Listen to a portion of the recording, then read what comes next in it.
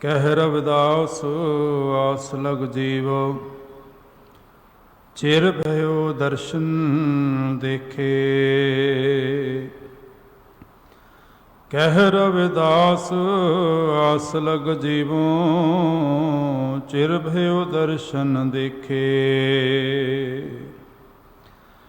ਜੁਗੋ ਜੁਗ ਅਟਲ ਚਵਰ ਛਤਰ ਤਖ਼ਤ ਦੇ ਮਾਲਕ, ਹਾਜ਼ਰਾ ਹਜ਼ੂਰ ਜ਼ਾਰਾ ਜ਼ਹੂਰ ਸ਼ਬਦ ਗੁਰੂ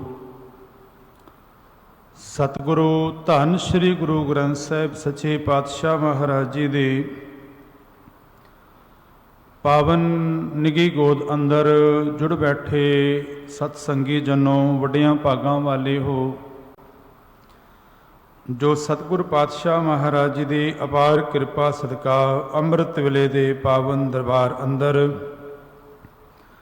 ਜੁੜ ਬੈਠਣ ਦਾ ਇਹ ਪਾਵਨ ਸਮਾਂ ਗੁਰਦੇਵ ਪਾਤਸ਼ਾਹ ਨੇ ਬਖਸ਼ਿਆ ਹੈ।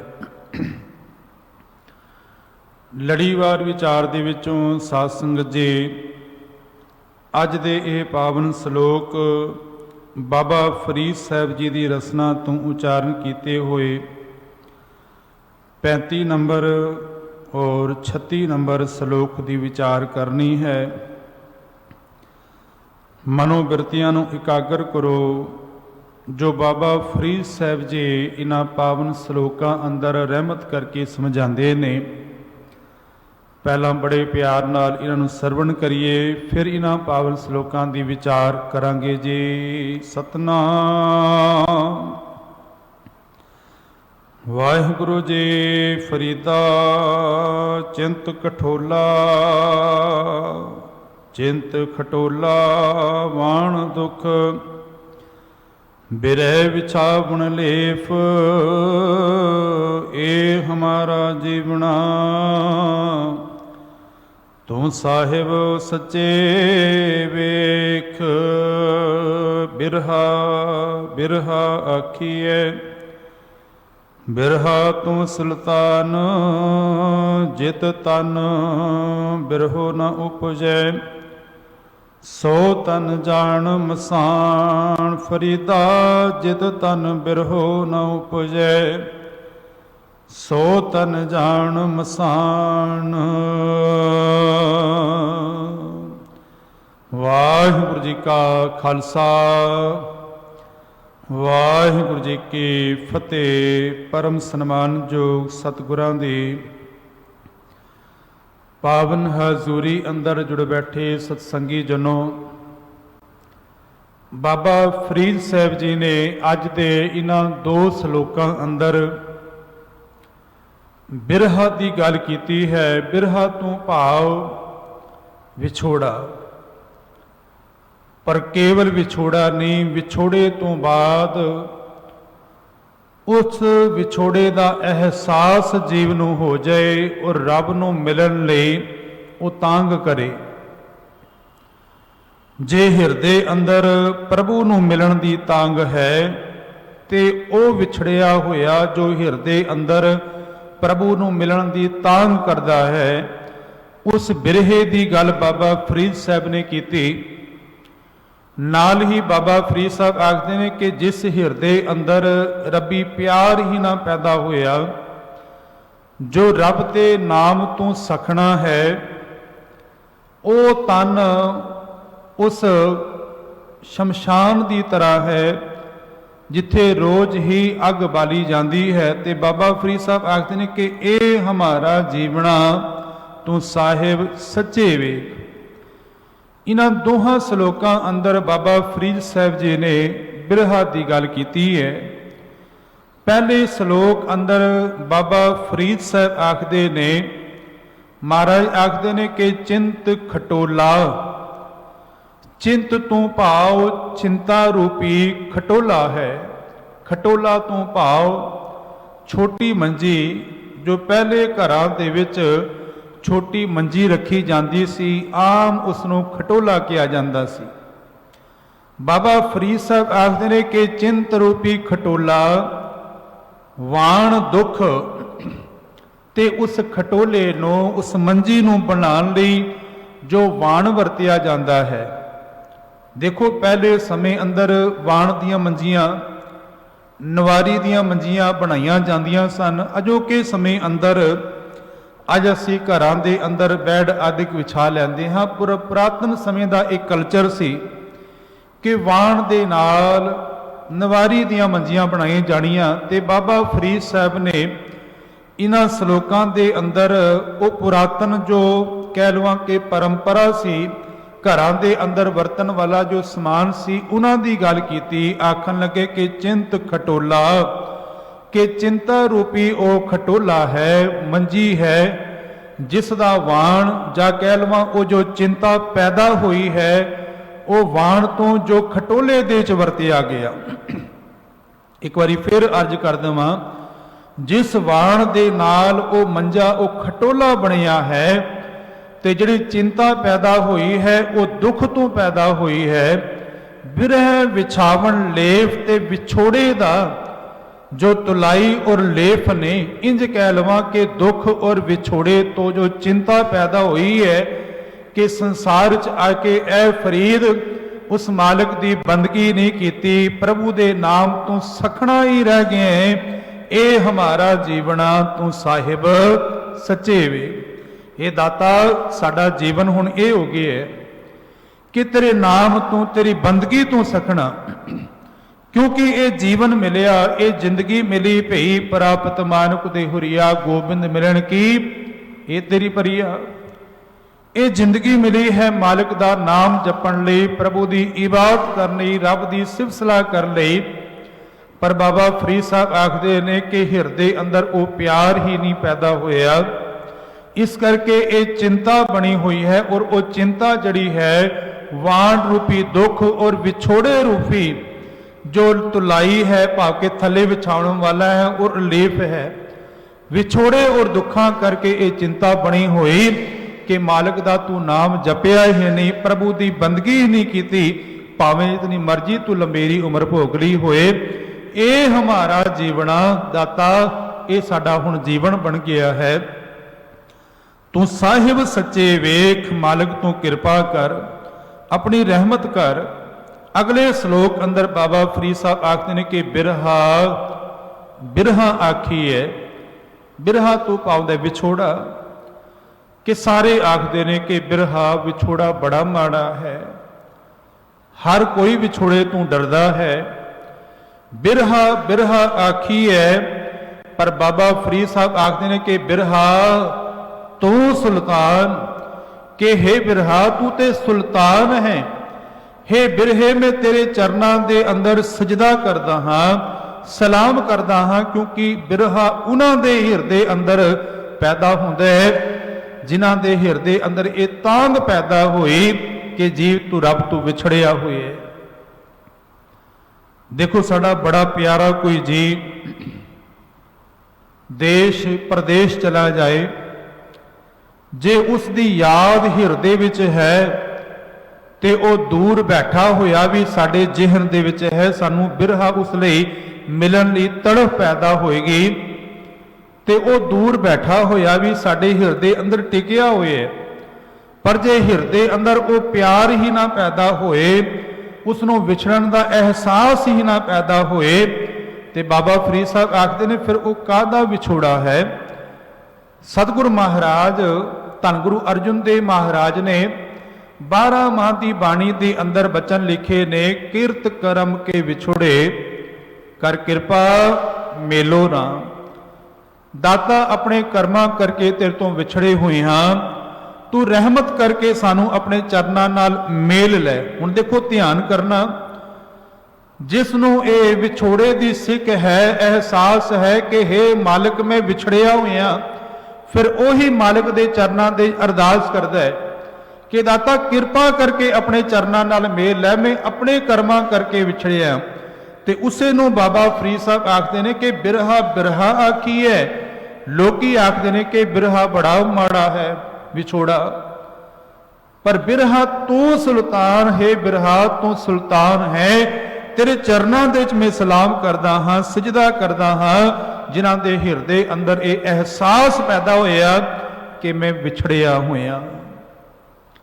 ਤੇ ਨਾਲ ਹੀ ਬਾਬਾ ਫਰੀਦ ਸਾਹਿਬ ਨੇ ਕਹਿ ਦਿੱਤਾ ਕਿ ਜਿਤ ਤਨ ਬਿਰਹੋ ਨਾ ਉਪਜੈ ਫਰੀਦਾ, ਜਿਸ ਤਨ ਦੇ ਵਿੱਚੋਂ ਬਿਰਹਾ ਹੀ ਨਾ ਪੈਦਾ ਹੋਇਆ ਸੋ ਤਨ ਜਾਣ ਮਸਾਣ। ਉਹ ਤਨ ਮਸਾਣ ਹੈ। ਮਸਾਣ ਤੋਂ ਭਾਵ ਜਿੱਥੇ ਮੁਰਦਿਆਂ ਨੂੰ ਸਾੜਿਆ ਜਾਂਦਾ ਹੈ। ਹੁਣ ਇੱਥੇ ਉਸ ਹਿਰਦੇ ਦੀ ਗੱਲ ਕੀਤੀ ਬਾਬਾ ਫਰੀਦ ਸਾਹਿਬ ਨੇ ਕਿ ਜਿਸ ਹਿਰਦੇ ਅੰਦਰ ਪ੍ਰਭੂ ਨੂੰ ਮਿਲਣ ਦੀ ਤਾਂਘ ਹੀ ਨਹੀਂ, ਸੱਚ ਜਾਣਨਾ ਉਹ ਹਿਰਦਾ ਰੂਪੀ ਘਰ ਸ਼ਮਸ਼ਾਨ ਹੈ। ਉਹ ਵੀ ਹਿਰਦੇ ਕਰਕੇ ਅੰਦਰੋਂ ਸੜਦਾ ਪਿਆ, ਉਸ ਹਿਰਦੇ ਅੰਦਰ ਰੱਬੀ ਪਿਆਰ ਨਹੀਂ ਪੈਦਾ ਹੋਇਆ। ਭਾਵ ਕਿ ਹਿਰਦੇ ਅੰਦਰ ਅਗਨ ਹੈ। ਹੁਣ 4 ਤਰ੍ਹਾਂ ਦੀਆਂ ਅੱਗਾਂ ਉਹ ਨੇ ਜਿਹੜੀਆਂ ਬਾਹਰ ਮੁਖੀ ਨੇ। 4 ਤਰ੍ਹਾਂ ਦੀ ਅੱਗ ਉਹ ਹੈ ਜੋ ਹਿਰਦੇ ਅੰਦਰ ਹੈ। ਜਦੋਂ ਅਸੀਂ ਬਾਹਰ ਦੀ ਅਗਨ ਦੀ ਗੱਲ ਕਰਦੇ ਹਾਂ ਤੇ ਇੱਕ ਜਠਰਾ ਅਗਨ ਹੈ, ਭਾਵੇਂ ਉਹ ਸਰੀਰ ਦੇ ਵਿੱਚ ਹੀ ਹੈ, ਪਰ ਮਨੁੱਖ ਜੋ ਕੁਝ ਵੀ ਖਾਂਦਾ ਹੈ ਉਹਦਾ ਖਾਧਾ ਹੋਇਆ ਪਚ ਜਾਂਦਾ ਹੈ। ਅਸੀਂ ਭੋਜਨ ਸਵੇਰੇ ਕਰਦੇ ਹਾਂ, ਦੁਪਹਿਰਾਂ ਕਰਦੇ ਹਾਂ, ਸ਼ਾਮੀ ਕਰਦੇ ਹਾਂ।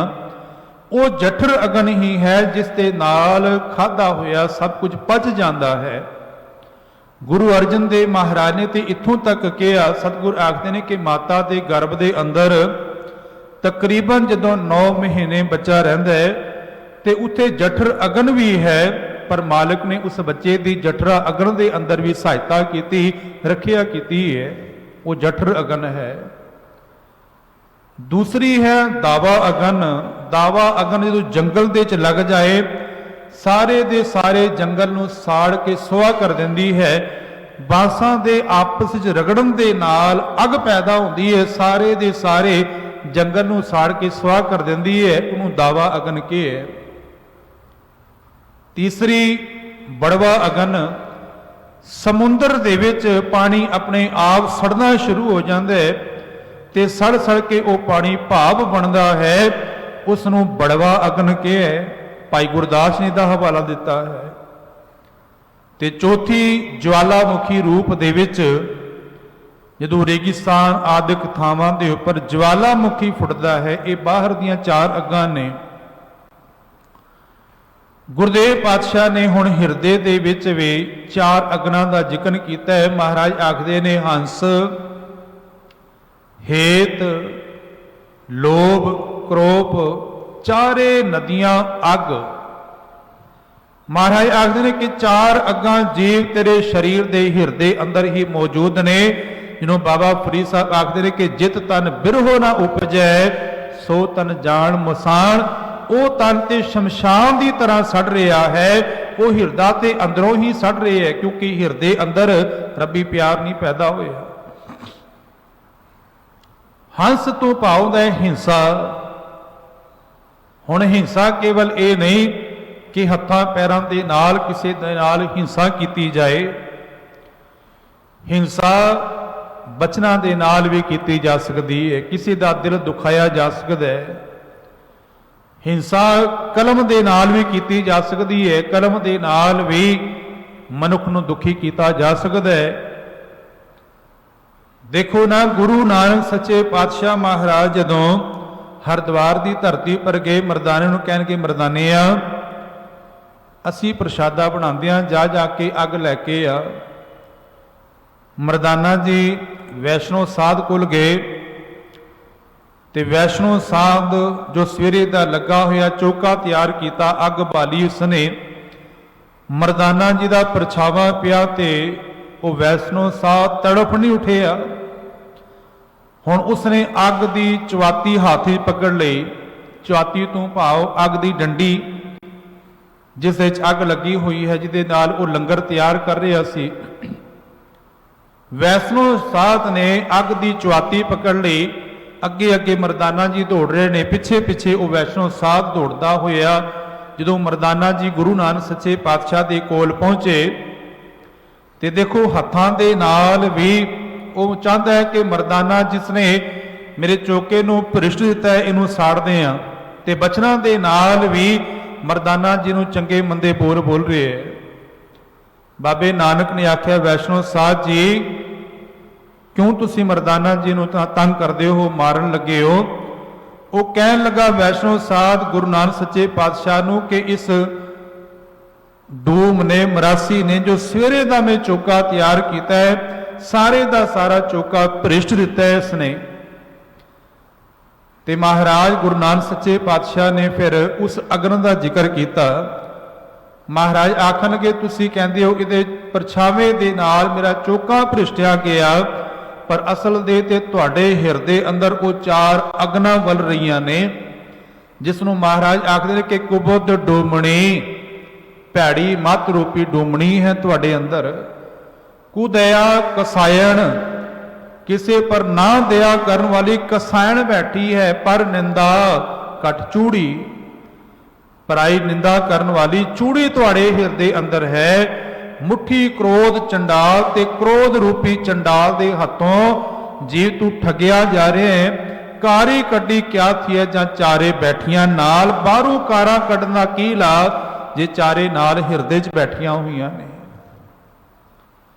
जे गुरु नानक सच्चे पातशाह महाराज दीपालपुर की धरती पर गए, संखेप जी अर्ज कर रहा मैं, दीपालपुर की धरती पर गए, नौरंगे नाम का कोड़ी जड़ा सी जिसनों घर वालियां ने अपने घर तो बाहर कर दिता, जंगल दे बैठा हुए है।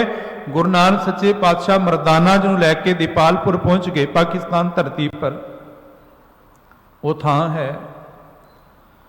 ते गुरुदेव ने महाराज ने आख्या कि विकारां दी अगन दे अंदर जीव अंदरों सड़ रहा है, तपत रहा है, जिसनों महाराज ने धनासरी राग अंदर बयान किया कि जियो तपत है बारो बार, तप तप खपे बहुत बेकार, जै तन बाणी विसर जाए ज्यों पक्का रोगी विल लाए। कि जियो तपत रहा है, विकारां दे च सड़ रहा है, कौन? जै तन बाणी विसर जाए, जिस हिरदे दे चों प्रभु की सिफत सलाह की बाणी विसर गई। कह लवा जिस हिरदे दे विचों मालिक की याद भुल गई, जित तन बिरहो ना उपजै, जिस हिरदे विच प्रभु नूं मिलाप दी और एहसास ही ना पैदा होया, सो तन जान मसाण। वो तन ते तपदा होया वो थां है जिथे मुरदे साड़े जाते ने, वो हिरदा भी तपदा पिया है जिस हिरदे विचों प्रभु की याद भुल गई है। हुण तृष्णा भी हिरदे अंदर है। महाराज आखदे ने सहस खटे लग को उड़तावे, तृप्त न आवे माया पाछे पावे। माया दे अधीन इहदे हिरदे अंदर भी तपश नहीं बुझदे, हिरदे अंदर प्रभु की याद नहीं पैदा होई। ते सवाल किया महाराज फिर तृष्णा किवें बुझे? गुरुदेव आखन लगे तृष्णा बुझे हर कै नाम, महा संतोख होवे गुरबचनी प्रभ स्यों लागे पूरन ध्यान। हुण मेरे दाता रहमत करदे ने, कबीर साहब जी का गौड़ी राग अंदर बचन आंदा है कि मालिक का नाम अमृत वर्गा है। कबीर साहब ने शब्द अंकित किया, आखन लगे माधो जल की प्यास ना जाए, उस नाम रूपी अमृत जल की प्यास नहीं जाती। वो हिरदे अंदर तांग बनी हुई है उस नाम रूपी प्यास ते, वो मैं होर जपा प्रभु की सिफत सलाह होर करा, वो तांग बनी हुई है। जिन्हों बाबा फरीद साहब आखते हैं कि बिरहा बिरहा आखी है, बिरहा तू सुल्तान। कबीर साहब आखते हैं कि माधो जल की प्यास ना जाए, जल में अगन उठी अधिकाए, ते जल दे विच प्रभु दे मिलाप दी तांग दी अगन उठी अधिकाए। अधिकाए तो भाव बहुती। ते अगे कमाल की कबीर साहब ने, वो आखते हैं कि तू जल निध हो जल का मीन। मालिक जे तू जल का खजाना है ते मैं जल का मीन हाँ। जल में रहो जलै बिन खीन, जल विच रह के ही मेरा जीवन है। या कह लवां तेरे चरनां दे विच रह के मेरा जीवन है, ते तेरे चरण नहीं ते जलै बिन खीर मेरा जीवन की भी कल्पना नहीं की जा सकती, जे तन बिरहो ना उपजै। हुण बिरहा सुल्तान बन गया, जिस हिरदे अंदर रब का प्यार पैदा हो गया। तू जल निध हो जल का मीन, जल में रहो जलै बिन खीन। अगे आखते ने कि तू पिंजर हो सोटा तोर। मालिक तू पिंजर है, पिंजर तू पाउंदे पिंजरा, ते मैं उस पिंजरे दे च रहण वाला सोटा हाँ। सोटा कह तोते नूं, ਹੁਣ ਇੱਥੇ ਗੁਲਾਮੀ ਦੀ ਗੱਲ ਨਹੀਂ ਹੈ कि मालिक तू पिंजरा ते मैं तोते की तरह उस पिंजरे ते बह के गुलामी कर रहा, नहीं। कबीर साहब आखते ने कि तू पिंजर हो सवटा तोर, मैनू ये भरोसा है, मैनू ये यकीन है। वो आखते ने कि तू पिंजर हो सवटा तोर, जब मजार कहाँ करे मोर। मजार कहता है बिल्ले नू, ते जदों तक तोता पिंजरे विच है बिल्ला कुछ नहीं कर सकता। ते मालिक जदों मैं तेरी शरण विच हाँ, वो जम रूपी बिल्ला मेरा कोई नहीं बिगाड़ सकता। कि तू पिंजर हो सवटा तोर, जम मजार कहाँ करे मोर। तू तरवर हो पंखी आहे। मालिक जी तू तरवर है, तरवर क्या दरख्त नो, ते मैं पक्षी बन के तेरे चरणों दे च मैं आसरा लेना है। मंदभागी तेरो दर्शन ना है, ते मंदभागी मैनू तेरा दर्शन नहीं प्राप्त हो रहा। दाता रहमत कर, तू सतगुर हो नौतन चेला, तू सतगुरु है ते मैं तेरा नवा नवा बनिया चेला हाँ। ते जिवें गुरु अपने नवे चेले की बड़ी संभाल करता है, बड़ा ध्यान च रखता है। कबीर साहब आखते ने कि तू सतगुर हो नौतन चेला, कह कबीर मिल अंत की बेला। ये मनुखी जन्म जो मिले मालिक तेरी बंदगी तो, तेरी सिलसिला तू सखना ना चला जाए। जो बाबा फरीद साहब ने अज रहमत की, वो आखते हैं कि चिंत खटोला वाण दुख बिरह विछावन लेफ, ए हमारा जीवना तू साहिब सच्चे दे। साडा जीवन ये है मालिक, रहमत कर ए नाम दे विच, तेरी बंदगी दे विच, तेरी तांग दे अंदर ये जीवन बतीत होए। धन गुरु हरगोबिंद साहब महाराज मीरी पीरी दे मालिक जदों बकाले की धरती पर विचर रहे सन, इतिहासकार लिखते हैं उत्थे एक पिंड है बुताले करके, उत्थे एक माई रहिंदी है जिसका नाम है माई संती।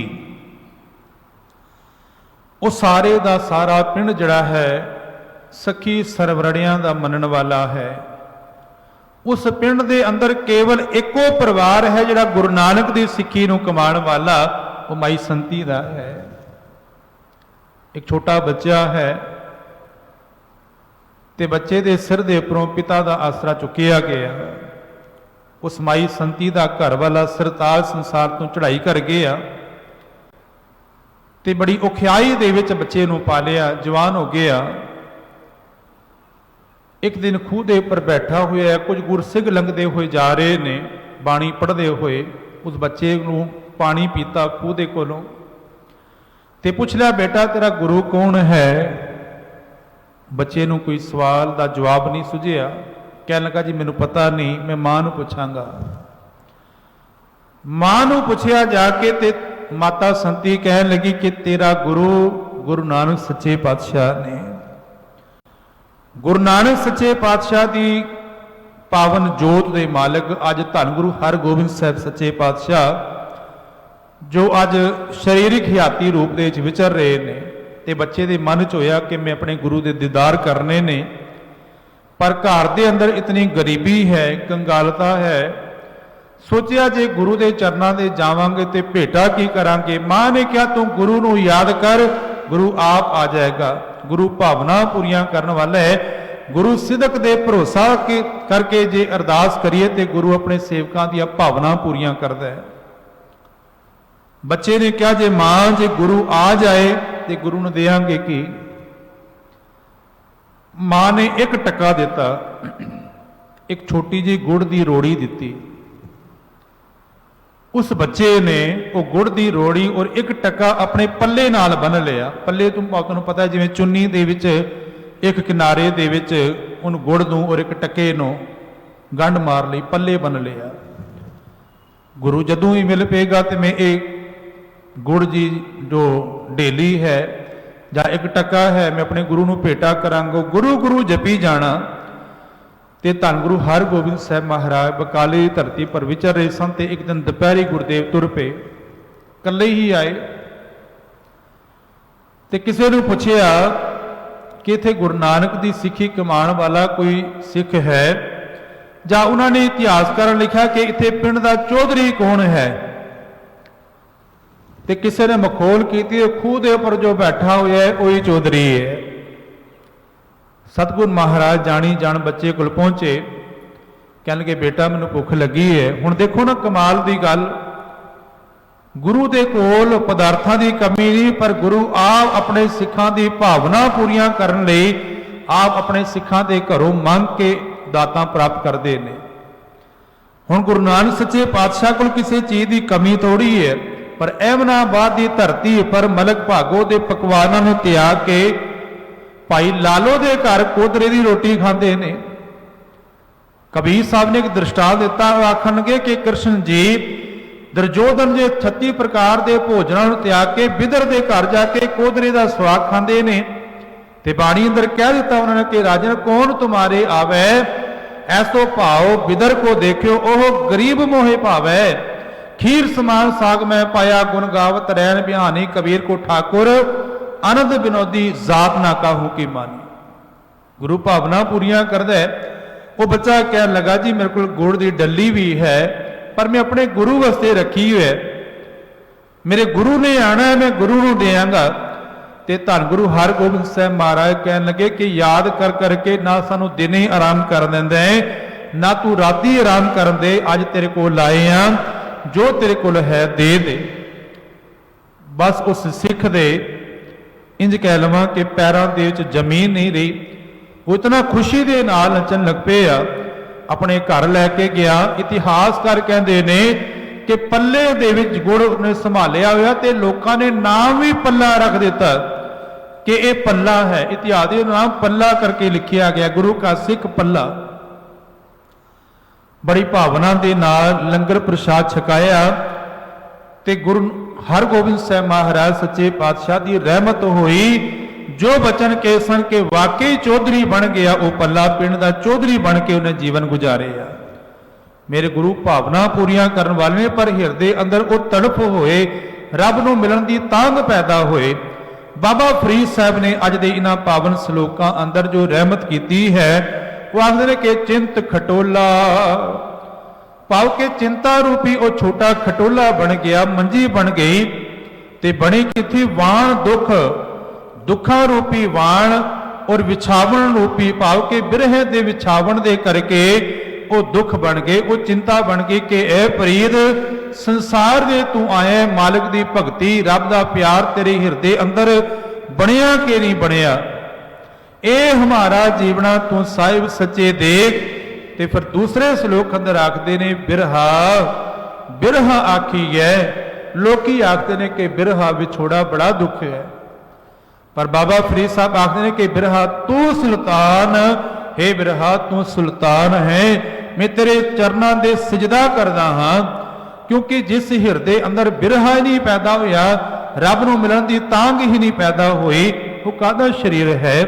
ਜਿਤ ਤਨ ਬਿਰਹੋ ਨਾ ਉਪਜੈ, ਜਿਸ ਤਨ ਦੇ ਵਿੱਚ ਬਿਰਹਾ ਹੀ ਨਹੀਂ ਉਪਜਿਆ, ਸੋ ਤਨ ਜਾਣ ਮਸਾਨ। ਉਹਨਾਂ ਦੀ ਸਾਰੀ ਉਮਰ ਰੂਪੀ ਜ਼ਿੰਦਗੀ ਦੁੱਖਾਂ ਦੇ ਬਤੀਤ ਹੁੰਦੀ ਹੈ। ਉਹ ਪਿਆਰ ਪੈਦਾ ਹੋਏ ਮਾਲਕ ਦੇ ਚਰਨਾਂ ਦੇ ਵਿੱਚ। ਜੋ ਭਾਈ ਸਾਹਿਬ ਗੁਰਦਾਸ ਜੀ ਆਖਦੇ ਨੇ ਕਿ ਚਰਨ ਸ਼ਰਨ ਗੁਰ ਏਕ ਪੈਂਡਾ ਜਾਏ ਚੱਲ, ਸਤਿਗੁਰ ਕੋਟ ਪੈਂਡਾ ਆਗੇ ਹੋਏ ਲੇਤ ਹੈ। ਏਕ ਵਾਰ ਸਤਿਗੁਰ ਮੰਤਰ ਸਿਮਰਨ ਮਾਤਰ, ਸਿਮਰਨ ਤਾਹੇ ਬਾਰੰਬਾਰ ਗੁਰ ਏਤ ਹੈ। ਪਾਵਨੀ ਭਗਤ ਭਾਏ ਕੋਡੀ ਅਗਰ ਭਾਗ ਰਾਖੈ, ਤਾਹੇ ਗੁਰ ਸਰਬ ਨਿਧਾਨ ਦਾਨ ਦੇਤ ਹੈ। ਸਤਿਗੁਰ ਦਇਆ ਨਿਤ ਮਹਿਮਾ ਅਗਾਧ ਬੋਧ, ਨਮੋ ਨਮੋ ਨਮੋ ਨਮੋ ਨਮੋ ਨਮੋ ਨੇਤ ਨੇਤ ਨੇਤ ਹੈ। ਨਮਸਕਾਰ ਕਰਦਾ ਉਸ ਮਾਲਕ ਦੇ ਚਰਨਾਂ ਦੇ ਵਿੱਚ। ਸਤਿਗੁਰ ਕਿਰਪਾ ਕਰਨ। ਬੋਲਦਿਆਂ ਬੇਅੰਤ ਭੁੱਲਾ